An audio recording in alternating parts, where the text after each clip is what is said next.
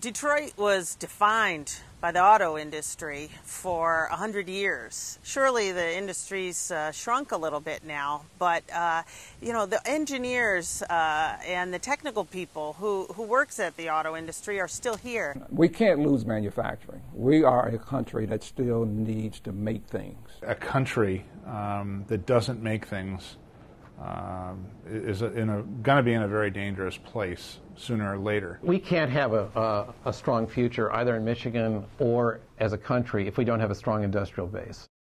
This city and this industry and its workers have been through some very rough times.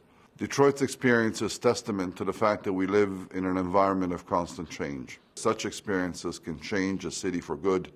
They can leave it with a greater understanding of its potential and capabilities. They can help turn it into something special. If you look at economic growth and development, the opportunity of manufacturing is still very strong. And so I don't want to walk away from manufacturing at all. We should be embracing it, but we should be adding to it.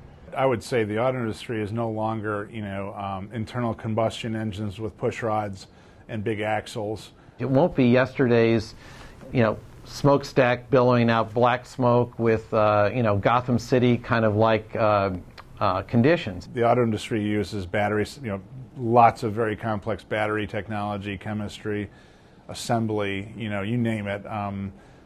Natural gas, alternative fuels.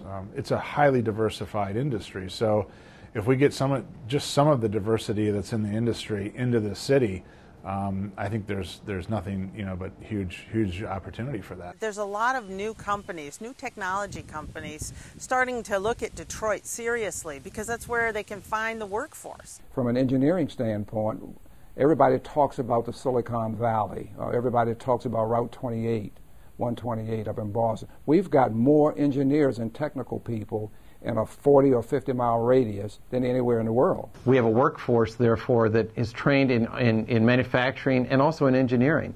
And those are going to be the two core areas as we look to rebuild Michigan as a technological leader and as an industrial leader. To be competitive, you have to have really knowledgeable workers. In the post-industrial age, it isn't enough to have strong bodies to stand on a production line and do a hard day's work. You've got to be creative, you've got to know what you're doing. Whether that's power, energy, products, those things, and the intellectual property that goes into making those products. The minute we take the intellectual property and put it overseas and make products overseas and ship them in, we lose the best of the universities that we graduate here. I will say that our manufacturing is adding back more jobs than anything else right now. It was the first to suffer the crisis because of a lot of other reasons, including our competitiveness. But I think it's the first one and the fastest one to turn around as well, which is pretty exciting.